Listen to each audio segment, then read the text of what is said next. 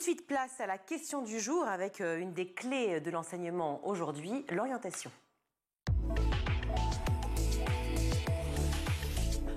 Pour en débattre, j'ai le plaisir de recevoir Isabelle Lorioz. Bonjour. Bonjour. Vous êtes conseillère d'orientation. Merci d'être avec nous. Face à vous, je suis ravie d'accueillir Bruno Maliolo. Bonjour. Bonjour. Vous êtes spécialiste des problématiques liées à l'orientation, professeur agrégé, ancien inspecteur de l'éducation nationale, puis responsable du service de formation continue de l'Académie de Paris et également auteur de plusieurs livres, dont celui-ci, paru il y a 3 semaines, Les grandes écoles, une fabrique des élites, paru aux éditions Faber. Le sujet de Parcoursup est un des sujets numéro 1 aujourd'hui, à la fois pour les parents, tout comme pour les enfants, bien évidemment, qui sont en classe de 3e ou seconde et qui donc ont des choix à faire. C'est un vrai casse-tête dont on n'arrive toujours pas à sortir. Pourtant, cela fait déjà 5 ans que Parcoursup existe. Pourquoi un vrai casse-tête continue? Isabelle Lorioz. Alors, l'orientation, c'est vraiment un sujet qui met en œuvre les parents, les enseignants, les jeunes. C'est un sujet d'avenir, c'est un sujet qui leur tient extrêmement à cœur. Et pour les parents qui ont tendance à mettre un peu la pression sur les enfants, il faut bien le dire. Et pour les établissements scolaires qui parfois aussi sont très durs, quelquefois, avec les jeunes. Donc, du coup, on a besoin de confiance, de respiration pour s'orienter un peu en paix. Ça, c'est propre à l'orientation de manière générale, mais là, je parlais de Parcoursup en particulier depuis 5 ans. Est-ce que vous avez une idée, Bruno Maliolo, vous qui connaissez très bien ce sujet aussi, pourquoi, ça fait 5 ans que la réforme a eu lieu, pourquoi on est autant stressé et angoissé par rapport à Parcoursup? Parce que c'est stressant. L'enjeu est lourd. On joue son avenir. C'est pas rien. En outre, il y a incertitude quant aux résultats.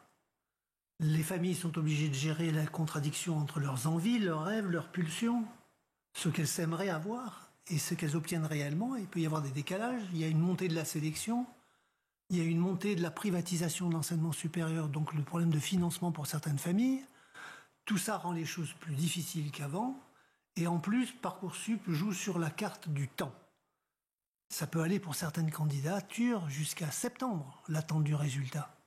Donc, l'étalement dans le temps amplifie les tensions, les gens se demandent toujours s'ils vont avoir satisfaction ou pas, et en plus, et pour terminer ce panorama, savoir que pour une famille avoir satisfaction, c'est avoir une réponse oui sur le premier vœu. Pour l'éducation nationale, pour l'éducation nationale, c'est avoir une réponse oui sur l'un des vœux exprimés, fût-ce le dernier. Et donc, il n'y a pas la même conception des choses entre les uns et les autres. Il y a beaucoup de déçus à la sortie. Mais il faut quand même se rappeler d'où on vient. On vient d'une époque, auparavant, où la gestion se faisait en face à face sur des dossiers papier. Et c'était pire que tout. C'était à la tête du client, c'est ça? C'était pas à la tête du client, c'était à la longueur de la queue d'attente dans les inscriptions des bonnes formations. Encore pire, donc il fallait arriver à 5 h du matin en espérant pouvoir avoir la formation qu'on souhaite. Sans compter l'époque où on tirait au sort pour trier les candidats. Oui, mais là aussi, c'est un tirage au sort finalement, parce que on appelle ça un algorithme Parcoursup. Oui, mais au moins, il y a un barème avec des points attribués aux gens qui, en fonction du mérite plus ou moins grand, permet quand même de les classer rationnellement.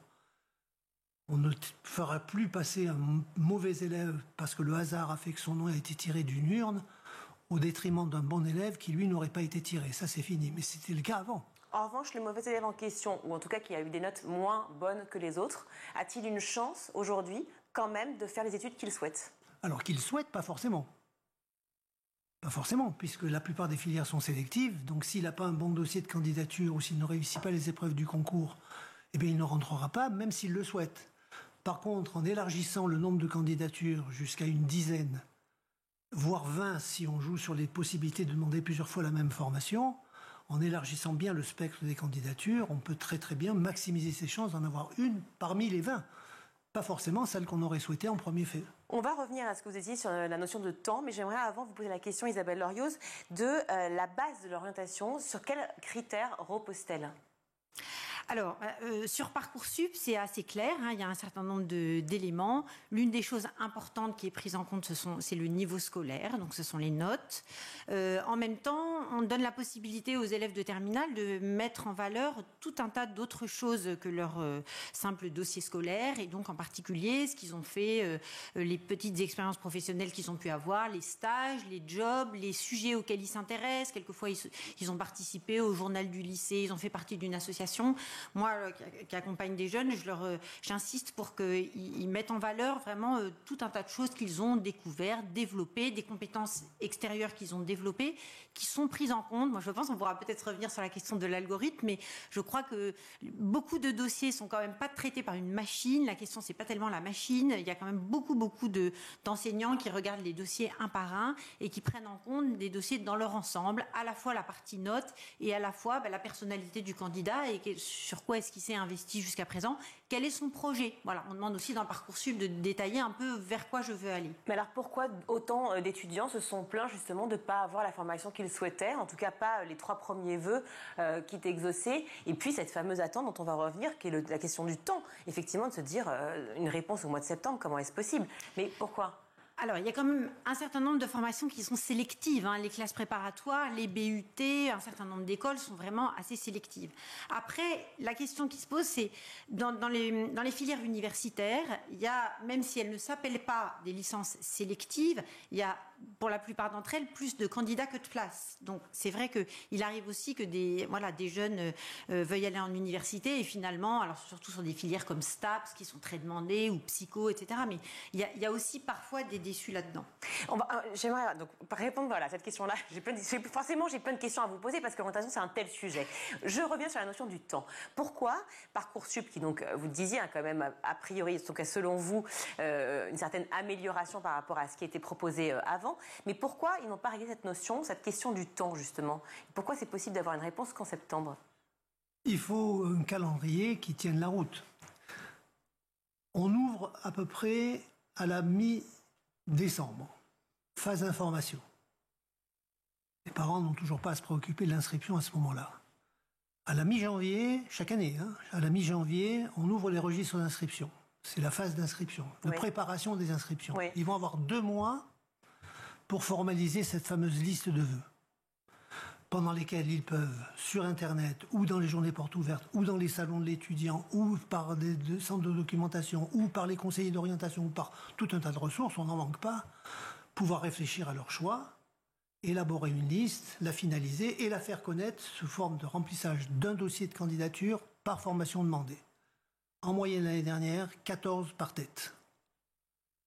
C'est géré ensuite par les jurys qui, dans les établissements scolaires, organisent le recrutement. Ils reçoivent un paquet de 300 dossiers, par exemple. Ils ont 35 places à fournir. Ils vont classer les candidats du premier au dernier. Et c'est là qu'interviennent les critères que disait madame. Oui. Des critères scolaires, mes notes, mon classement, l'appréciation de mon prof, l'appréciation du conseil de classe, l'avis du chef d'établissement, la qualité de ma lettre de motivation, ce qu'on appelle le projet motivé. Et puis, bien entendu... C'est là où il y a de l'humain, donc, voilà. La différence de la qualité. Et puis, on a introduit, et ça c'est une grande nouveauté que les parents et les élèves n'ont pas connu jusque-là, on introduit ce que les Anglais appellent les soft skills, les compétences comportementales, qui sont de notre ordre. Psychosociales. Voilà, la capacité à travailler en équipe, l'esprit de recherche, le goût du management, l'esprit d'équipe. Ce qui est une bonne chose, selon vous. Alors pour moi, c'est un progrès exorbitant et j'ai presque envie de dire, enfin. Pour vous aussi? Oui, je pense que c'était bien qu'on sorte de la partie purement note. Il y a beaucoup de choses que les gens peuvent mettre en évidence. Alors, une petite réserve, certains croient que ça suffit d'avoir de bons soft skills. Or, ça ne se substitue pas au bilan scolaire. C'est un plus. C'est un plus. D'accord. Je vais revenir à l'orientation dont on parle parce que là, on parle beaucoup de la terminale finalement et de l'après. On va y venir justement sur après et sur les grandes écoles parce que je rappelle quand même votre livre, les grandes écoles, une fabrique des élites. Vous doutez bien que j'ai très envie de parler des élites et cette fameuse fabrique. Mais je reviens sur l'orientation qui finalement commence déjà, voire même en 6e. Qu'est-ce que tu as envie de faire plus tard? 5e, 4e, on se pose des questions. Mais là, véritablement, en 3e et seconde, on doit choisir quand même des spécialités. Est-ce qu'à 15 ans, 16 ans, on est capable de savoir réellement ce que l'on veut faire plus tard? C'est une vraie question que je vous pose à tous les deux. Je ne sais pas, Isabelle Lorioz. Alors, ça dépend des élèves et ça dépend des jeunes. Il y a des jeunes qui ont des idées, des envies qui leur sont arrivés jeunes et qui savent assez bien ce qu'ils veulent faire. Il y en a pour lesquels c'est un vrai brouillard, cette question-là. Donc, pour moi, c'est intéressant de faire un peu maturer le projet. C'est comme un peu faire pousser une plante, essayer de nourrir la curiosité, essayer de trouver... Ce qui me paraît important aussi, c'est soit de faire émerger des goûts, soit déjà, à minima, d'essayer d'identifier les domaines qui ne vous intéressent pas. Parce que quand vous avez identifié des domaines qui ne vous intéressent pas, vous pouvez déjà choisir un peu, soit une filière, enfin en tout cas éliminer des filières techniques. Des domaines, il y en a tellement, pardon Isabelle Larios, mais des domaines, il y en a tellement. Enfin, si on commence juste à faire des croix et à barrer, on en a pour des mois et des mois, non moi je trouve que quand même, ça marche vraiment comme ça. On peut aller faire un... moi, je trouve que quand même, il y a plein d'outils qui sont mis à disposition des jeunes, notamment pour aller faire un tour des secteurs, d'aller faire un tour des grands secteurs qui existent. Est-ce qu'il y a des secteurs qui m'attirent un peu plus que d'autres, etc. Pour moi, c'est déjà une première étape. En troisième, ils sont jeunes. Hein. C'est pas forcément. Oui, mais c'est là que ça commence. Les spécialités, c'est la seconde. Pire, ça commence en 5e. En 5e. Ah oui, alors dites-moi. Le point de vue ministériel qui explique cette remontée de la préoccupation d'orientation vers l'amont de la scolarité. Et donc l'étalement dans le temps sur nombre d'années de préoccupation et certains disent de stress. C'est que les décisions que vous prenez en matière d'orientation dans les grands paliers, fin de 3e, voie professionnelle ou voie générale et technologique, fin de seconde, voie générale ou voie technologique. Et si c'est la voie générale, quel profil je me dote en fonction de mes choix d'enseignement de spécialité, des options, etc. Si je vais dans la voie technologique, il y a 8 bacs différents, lequel je choisis, et ainsi de suite. Bien sûr. Je me construis un profil. Et ce profil va avoir un impact sur le passage dans l'enseignement supérieur. Bien sûr, et sur la vie future. Alors là, il y a 2 catégories de familles. Il y a les familles qui ont su construire, qui sont parvenues à construire un projet d'études supérieures. Et certains en rêvent dès la 5e. Ils sont minoritaires, mais ils existent. Pour cela, les chemins à tracer, les itinéraires de formation sont faciles à découvrir. Vous parlez des langues mortes, par exemple, on dit plus morte maintenant, je ne sais plus quel est le terme employé, mais le latin grec, par exemple. Les langues de l'Antiquité. Merci, voilà, les langues de l'Antiquité. Pas forcément, mais ça peut être ça. Si je veux devenir médecin et que dès la classe de 3e, j'ai ce projet, à ce moment-là, je sais que je ne peux pas me passer d'un bac général, donc j'élimine les 2 autres voies, donc il ne faut pas que je fasse l'erreur d'orientation. Et dans cette voie générale, il faut que je me profile scientifique. D'accord, mais quel impact sur la 5e en l'occurrence? Eh bien, certains disent qu'à partir de la 5e, on peut commencer à découvrir les itinéraires de formation, les comparer, regarder en quoi ils consistent, regarder quels sont les enseignements. C'est intéressé. Voilà. À défaut de pouvoir raisonner sur le débouché professionnel, on peut au moins raisonner sur la réussite que l'on a plus ou moins grande dans certaines matières, le goût qu'on a pour telle ou telle matière. Et il y aura toujours une porte qui le conduira. Alors là, vous avez raison. C'est qu'à 14 ans, comment choisir sa seconde quand on va vers la voie professionnelle? C'est 1/3 des élèves, la voie professionnelle. 1/3. Est-ce qu'on sait à 14 ans qu'on va avoir envie de faire le bac béton armé? Non. Et est-ce qu'on y va avec une appétence très grande? Mais alors c'est pas là justement, et c'est une question où l'influence des parents est énorme, parce que souvent c'est de l'atavisme, c'est les parents qui ont fait ce métier, et on se dit tiens je vais faire le métier de mon père. Alors, il y a ça, mais il y a aussi le fait que quand l'offre de formation existe, il faut la remplir. Et donc il y a des élèves qui se retrouvent dans certaines formations sans savoir véritablement désirer y être. Et ça alimente ce qu'on appelle les évaporations en cours de seconde pro, où quand même 25% des élèves disparaissent, perdus de vue. Disparaissent, c'est-à-dire qu'en fait ils ont une affectation. Ils sortent du système scolaire et puis... Ils ne vont plus en cours et on sait alors plus ce qu'ils certains se reconvertissent, quitte à passer 1 an de plus dans une autre classe de seconde à la rentrée d'après, mais beaucoup disparaissent. Parce qu'en plus ils ont l'âge de pouvoir travailler. Oui. Donc forcément aussi, dans une société dans laquelle on est, on a besoin de sous, on a besoin de vivre, et donc on se dit, plutôt que de faire une formation... Il faut quand même tenir compte de la scolarité obligatoire en France jusqu'à 16-17 ans. Hein. 16-17 ans, mais en seconde, certains ont déjà 16 ans, non? Certains, oui, il faut qu'ils commencent à être en retard pour avoir cet âge-là, mais ça existe, vous avez raison. Est-ce qu'il y a une inégalité filles-garçons face à l'orientation? Alors, il y a des traditions quand même. Hein. Ce qu'on constate, c'est que il y a quand même certaines études qui sont plus choisies par les garçons et d'autres qui sont plus choisies par les filles. Je lisais récemment que quand on a mis en place la réforme du lycée et le choix des enseignements de spécialité, par exemple, il n'y a jamais eu aussi peu de filles qui faisaient des maths. Voilà. La spécialité maths est vraiment très peu choisie par les filles. Moi qui étais à un moment en poste dans une école d'ingénieurs, un directeur des écoles d'une école disait ça fait 20 ans que je travaille au fait d'avoir plus de filles dans mon école et finalement en 20 ans je n'ai quasiment pas fait évoluer le taux de filles. Le retour des maths dans le tronc commun maintenant en fait va un petit peu changer la donne puisque là je sais que ça a augmenté finalement le retour des filles. Moi ce que je constate c'est que j'ai l'impression qu'il y a une très grande autocensure des filles par rapport aux études scientifiques. Je ne sais pas très bien pourquoi et pourtant il y a quand même pas mal de choses qui se font. Il y a l'association Elle Bouge et ça et tout un tas de choses qui se font. Mais c'est vrai que je pense qu'il reste encore pas mal à faire pour dire aux filles mais si vous pouvez y aller, les études scientifiques c'est d'accord. De la même façon il y a des études qui qui sont très très féminisées, dans lesquelles il y a très peu de garçons. Donc je pense que voilà, tout le travail qui est fait de présentation des filières d'études, etc., voilà, participe à la réflexion, mais je pense qu'il y a encore beaucoup à faire. Partagez On l'avis. ne peut pas nier que les filles subissent le poids des atavismes sociaux. Les familles sont moins ambitieuses pour leurs filles que pour leurs garçons.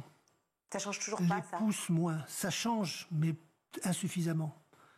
Vous avez également des écarts semblables entre les zones rurales et les grandes villes, où à niveau équivalent, l'ambition des enfants n'est pas la même. Et donc, on peut avoir des cumuls comme ça. Si on est issu d'un milieu rural, fille et porteuse d'un baccalauréat professionnel, l'avenir est bien plus sombre que pour l'équivalent sortant du centre de Paris. Mais tout le monde essaie de se battre pour ça, j'ai l'impression. C'est-à-dire que ce soit peu importe le bord politique, depuis le début, cette fameuse phrase ou mot, groupe de mots, mixité sociale, inégalité sociale, ça revient dans toutes les bouches, ça revient dans tous les articles, constamment, dans toutes les interviews. Tout le monde essaie de se battre pour justement arriver à cette fameuse égalité face à l'apprentissage. Pourquoi on n'y arrive pas ? Je ne sais pas si on n'arrivera pas à l'égalité, mais des mesures ont été prises. Dans la gestion des classements sur Parcoursup, on a introduit un outil mathématique, un algorithme, qui permet d'introduire des critères de différenciation des candidats et de leur classement. Et dans ces algorithmes, on a introduit des quotas de places réservés à certains profils pour certaines filières. Les femmes. Il y a des filières qui sont considérées comme trop masculines et pour lesquelles on introduit parfois un quota de places réservé aux femmes. Les écoles militaires, certaines écoles d'ingénieurs, l'École nationale de l'aviation civile. Dans d'autres cas, c'est l'inverse. Les formations de sages-femmes. Pourquoi sages-femmes ? Sage-homme, vous avez entendu dire, vous ? Bien sûr. Et pourtant, il y a des hommes qui demandent à faire ce métier-là. Ouais. Donc on a changé le nom, maïotique. Ça fait plus neutre. Et en même temps, on invite les garçons à bénéficier d'une augmentation du quota de place qui leur est réservé. Donc on joue sur les quotas. Comme on a joué sur les quotas de boursiers pour améliorer le niveau d'approche sociale. Il y a des formations où les boursiers ont droit, des boursiers de l'État ont droit à 30-35% des places, ce qui fait qu'à niveau équivalent de scolarité, un élève moins bon qu'un autre peut lui passer devant parce qu'il bénéficie du quota. Ce qui, aux yeux de certains, est injuste. Est-ce que c'est le mérite qui compte ou est-ce que c'est l'origine sociale, sexuelle des gens ? Et est-ce qu'on peut trouver un mix entre les deux ? On essaie de trouver un équilibre, c'est pas facile, mais on s'y efforce. Petite question juste, oui, allez-y. Oui, non, juste à propos de cette mixité sociale, pour moi, il y a une chose qui a quand même été un progrès et qui fait peut-être le lien avec la question des grandes écoles, c'est l'arrivée de l'apprentissage.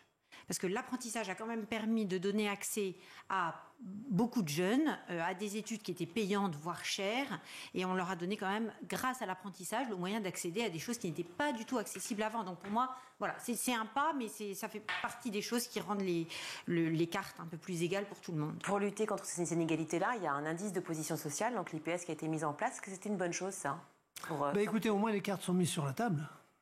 Chacun maintenant peut savoir où il met les pieds.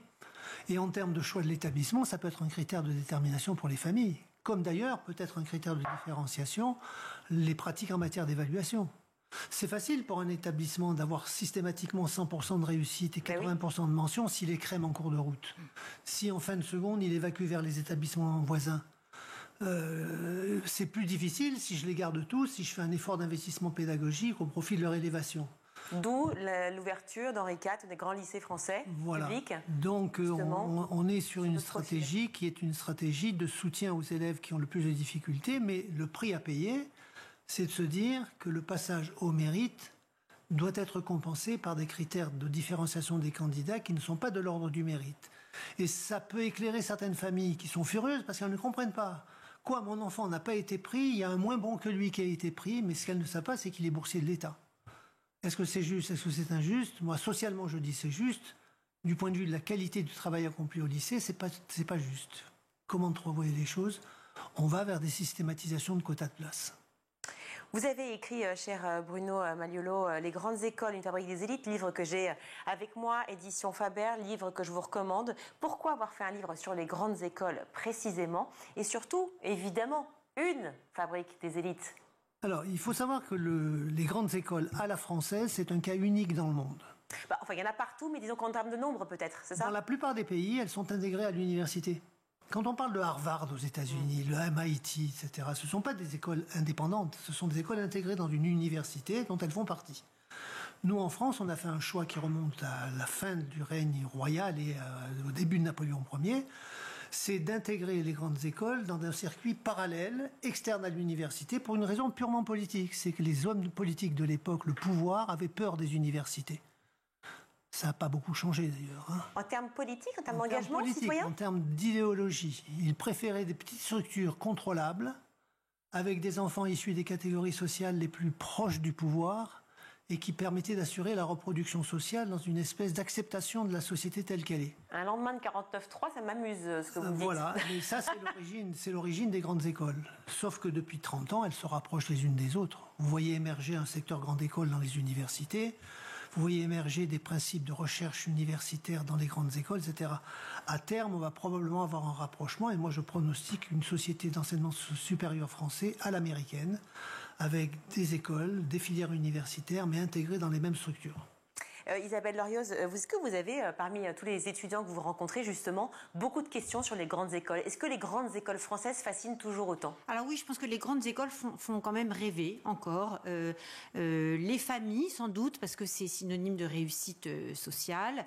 Les jeunes... Donc, pardon, mais je rebondis, il y a toujours une projection, finalement, de ce qu'on n'a pas réussi à faire soi-même sur son enfant, ou alors d'une prolongation, finalement, d'une ligne familiale dans les grandes écoles françaises?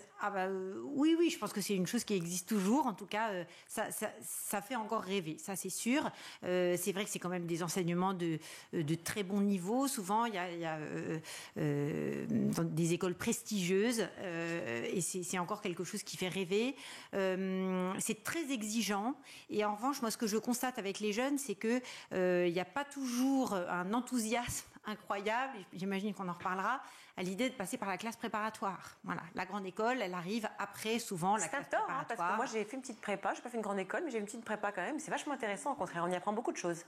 On y apprend beaucoup de choses, c'est une très bonne école, mais c'est une formation dans laquelle vous devez accepter le risque. Et ça, c'est pas toujours quelque chose qui est très facile à prendre. Je fais 2 ans de prépa et je ne sais pas où j'irai après. Alors j'y viens à cette notion de risque parce qu'en fait, il y a aussi la société qui évolue. Alors on a été aussi angoissé, j'imagine, il y a 20, 30 ans, 40, 50 ans sur l'avenir. Mais enfin là, la société est quand même vraiment très crispée. Les jeunes sont très très inquiets du lendemain. Certains n'arrivent toujours pas à se loger ni à se nourrir, donc c'est dramatique. Donc du coup, on voit qu'effectivement, sur tous les chiffres sont sortis, que les jeunes font de moins en moins d'études pour pouvoir travailler le plus vite possible. Certains même, à l'instar de Jacques Attali, proposent un salaire même pour les étudiants afin qu'ils puissent poursuivre des études. Donc ma question c'est, est-ce que les grandes écoles finalement sont des fabriques à reproduction sociale? Est-ce que finalement les frais sont coûteux et donc on garde finalement tous ceux qui peuvent maintenir c'est un reproche qu'on continue de leur faire et qui objectivement est en voie de règlement. Ah oui? Mais ça n'est pas abouti. Parce que, dites-moi. Parce que on continue de constater que aux propositions de places qui sont faites aux candidats à l'entrée d'une grande école, il y a une proportion d'enfants issus de milieux sociaux favorisés nettement plus importante qu'en moyenne nationale. Alors, est-ce que les grandes écoles sont réservées aux enfants des catégories bourgeoises? Non, mais en proportion, ces enfants-là, ils sont les plus nombreux. Mais elles sont coûteuses quand même, ces écoles-là. Ces écoles privées, pour la plupart. Sauf l'alternance, qui permet quand même de compenser largement. On a des écoles à 20 000 € par an qui ne coûtent rien.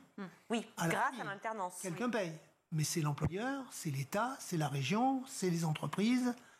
Et ce développement-là a permis à des enfants issus de catégories sociales qui, les années précédentes, n'auraient jamais pu se payer de telles formations, de le faire aujourd'hui. Dernière petite question, et après on est obligé de rendre, mais est-ce que c'est mieux donc du coup de faire une grande école ou d'avoir dans une grande université, je cite par exemple la Sorbonne à Paris ou d'autres, qui sont très cotées pour autant et qui en fait ne seraient pas coûteuses pour les... Vous avez évoqué tout à l'heure pourquoi une fabrique des élites. C'est la réponse, c'est que les grandes écoles sont fortement partie prenante dans la production des élites, mais elles n'en ont pas le monopole. Il y a aussi du côté des universités, et dans certains secteurs c'est frappant, parce qu'il n'y a pas de grande école en médecine, il n'y a pas de grande école en droit. Donc on a tout un tas de gens qui émergent aussi vers les élites, les leaders de la nation, mais à travers des formations qui peuvent être universitaires, voire professionnelles courtes. On peut devenir un leader d'entreprise à partir d'un bon BTS. Bien sûr. Donc je me refuse à écrire comme certains la fabrique des élites. C'est une fabrique majoritaire. On a plus de chances de rentrer dans les élites si on passe par là, mais on peut aussi le faire par d'autres chemins. Eh bien, tant mieux. Oui, Isabelle, un dernier mot. Oui, nous avons de très bonnes universités et c'est vrai que se sont développées aussi ces dernières années des filières d'excellence au sein des universités qui sont également très prisées et qui donnent d'excellentes formations et d'excellents débouchés. Merci à tous les deux d'avoir été sur le plateau du Grand JT, le plateau de School TV pour parler d'orientation qui est une vraie problématique à la fois pour les enfants, les étudiants, mais aussi pour les parents et aussi les profs qui sont concernés parce que c'est une sacrée responsabilité pour vous tous finalement. Merci d'avoir été avec nous. Je rappelle Isabelle Orios que vous êtes conseillère d'orientation et Bruno Magliolo, vous êtes à la fois auteur donc, de ce livre Les grandes écoles, une fabrique des élites chez Faber, mais aussi professeur agrégé, ancien inspecteur de l'éducation nationale et spécialiste des problématiques de l'orientation. Merci à vous deux d'avoir été avec nous. Merci. On marque une pause et on se retrouve.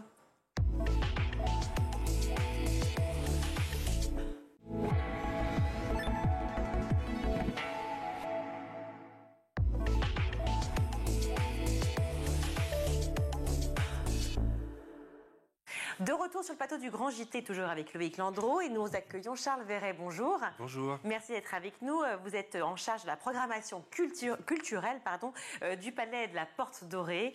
Vous venez nous parler aujourd'hui de la 7e édition du Grand Festival contre le racisme, l'antisémitisme et la haine anti-LGBT. Ce festival aura lieu du 21 au 26 mars à l'occasion de la semaine d'action justement contre le racisme et l'antisémitisme.